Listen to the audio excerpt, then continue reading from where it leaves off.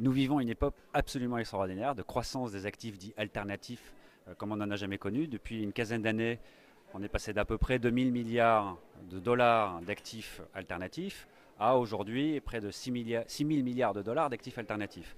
À l'intérieur de cette poche d'actifs, l'immobilier compte pour à peu près 30-31%. C'est-à-dire c'est le plus gros pilier des actifs dits alternatifs. Mais cette croissance apporte beaucoup d'enjeux sur la qualité des informations qui sont transmises, beaucoup de monitoring qui se développe entre la réglementation, la compliance, les attentes des clients. C'est-à-dire qu'une poche d'actifs qui représentait à peu près 3 ou 4% des actifs il y a encore quelques années représente aujourd'hui 18 à 20% des actifs mondiaux investis. C'est énorme, voilà, les enjeux sont énormes.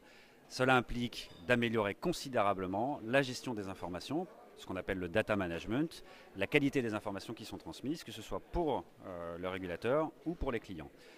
Je considère qu'on est aujourd'hui en phase d'adolescence, la fin de cette période d'adolescence. On a connu la crise de l'adolescence avec la crise des subprimes. Aujourd'hui, on sort de cette phase-là. On est en train de devenir une activité mainstream au milieu des actifs dits alternatifs.